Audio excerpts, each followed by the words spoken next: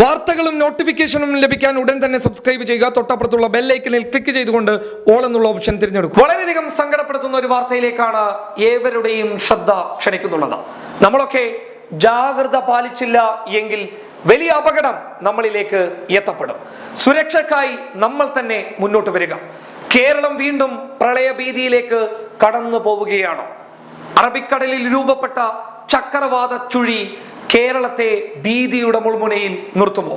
എന്തായാലും കാലാവസ്ഥാ നിരീക്ഷണ കേന്ദ്രം പറയുന്നത് 2-3 ദിവസങ്ങളിലായിട്ട് കേരളത്തിൽ ശക്തമായ മഴയുണ്ടാകും എന്നുള്ളത് തന്നെയാണ്.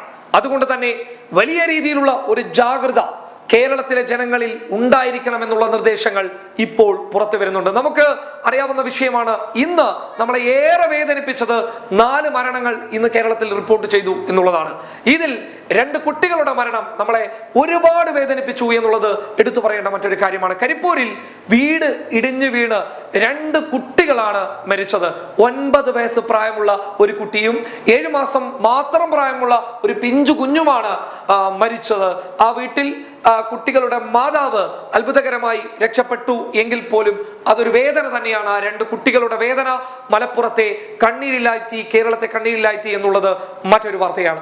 ഒപ്പം എടുത്തു പറയേണ്ട കാര്യം, കൊല്ലത്ത് ഒരു വയോധികൻ, വൃദ്ധനായ മനുഷ്യൻ ഒഴുക്കിൽപ്പെട്ട് മരിച്ചു എന്നുള്ള വാർത്തകളും ലഭിച്ചിട്ടുണ്ട്. അങ്ങനെ 3 മരണങ്ങൾ നമുക്ക് പെട്ടെന്ന് തന്നെ ലഭിച്ചതാണ്. എന്നാൽ ഇപ്പോൾ പുറത്തു വരുന്ന വാർത്തകളിൽ നിന്ന് ലഭിക്കുന്നത് മലപ്പുറം താനൂരിൽ ഒരു മൃതദേഹം കണ്ടെത്തിയിട്ടുണ്ട്. മൃതദേഹം കരക്കടിഞ്ഞതായിട്ടാണ് റിപ്പോർട്ടുകൾ പുറത്തു വരുന്നുള്ളത്. അങ്ങനെ ചുരുക്കി പറഞ്ഞു കഴിഞ്ഞാൽ 4 മരണങ്ങൾ ഒരു ദിവസം റിപ്പോർട്ട് ചെയ്തിരിക്കുന്നു. ഇത് ഏറെ വേദനിപ്പിക്കുന്ന കാര്യം തന്നെയാണ്. അത് മാത്രമല്ല, കോഴിക്കോട്ടെ പല മേഖലകളിലും വെള്ളം നിറഞ്ഞു കവിയുകയാണ്. അതായത് പല വീടുകളിലേക്കും വെള്ളം ഒഴുകിയെത്തിയിരിക്കുന്നു.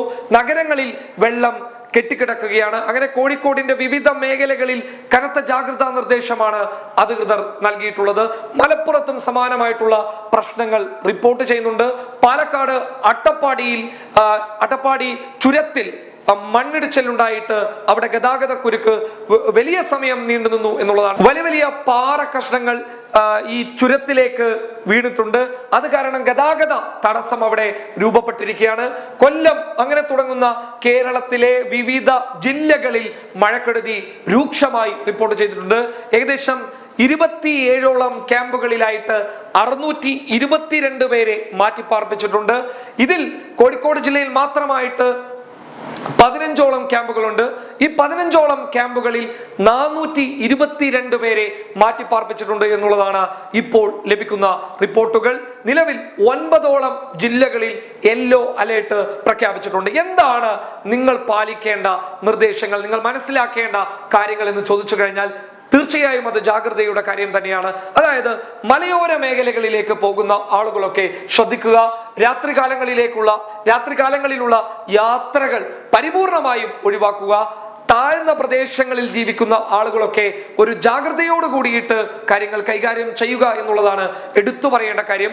അതുപോലെ തന്നെ പുഴ, കടൽ പോലെയുള്ള സ്ഥലങ്ങളിലേക്ക് കുളിക്കാനോ അല്ലെങ്കിൽ മറ്റു പല ആവശ്യങ്ങൾക്കായിട്ട് നിലവിൽ പോകാതിരിക്കുക എന്നുള്ളത് എടുത്തു പറയേണ്ട ഒരു കാര്യമാണ്. കാരണം എന്താണെന്ന് വെച്ച് കഴിഞ്ഞാൽ പല പുഴകളും നിറഞ്ഞു കവിഞ്ഞ് ഒഴുകുകയാണ്.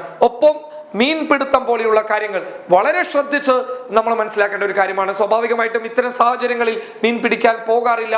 എന്നാൽ പോലും ആരും സാഹസത്തിന് മുതിരരുത്.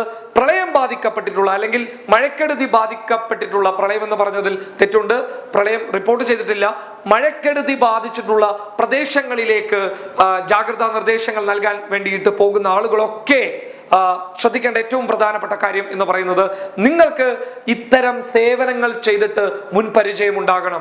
ഇല്ല എങ്കിൽ ഇത്തരം കാര്യങ്ങൾ അറിയുന്ന ആളെങ്കിലും നിങ്ങളായിരിക്കണം. ഒപ്പം പെട്ടെന്നുണ്ടാകുന്ന ഇത്തരം സാഹചര്യത്തിൽ നമുക്ക് ഇടപെടേണ്ടി വരും. അങ്ങനെ ഇടപെടുമ്പോൾ പോലും നിങ്ങൾ ജാഗ്രത പാലിക്കണം എന്നുള്ളത് എടുത്തു പറയേണ്ട കാര്യമാണ്. താഴ്ന്ന പ്രദേശങ്ങളിൽ ഉള്ള, അതായത് പുഴയുടെ പരിസരങ്ങളിലുള്ള, അതുപോലെ തന്നെ കുന്നിൻ ചെരുവുകളിലുള്ള ആളുകളൊക്കെ വലിയ രീതിയിലുള്ള പ്രയാസത്തിലായിരിക്കും. അവരെയൊക്കെ നമ്മളാണ് കാണേണ്ടത്. സാധാരണക്കാരായിട്ടുള്ള മനുഷ്യരായിരിക്കും അവരെയൊക്കെ കണ്ടിട്ട് അവരെ ആശ്വസിപ്പിക്കണം. വേണ്ടി വന്നു കഴിഞ്ഞാൽ അവർക്ക് താമസമൊരുക്കാൻ പറ്റുന്ന ചില പ്രദേശങ്ങളിൽ അവരെ കൊണ്ട് താമസിപ്പിക്കണം. അല്ലെങ്കിൽ സർക്കാരുമായി ബന്ധപ്പെട്ടിട്ട് അവർക്കുള്ള താമസ സൗകര്യങ്ങൾ ഉണ്ടാക്കി കൊടുക്കണം. എന്തായാലും കൂടുതൽ വിവരങ്ങളുമായിട്ട് ഉടൻ നിങ്ങളിലേക്ക് എത്തിച്ചേരും. News desk public Kerala.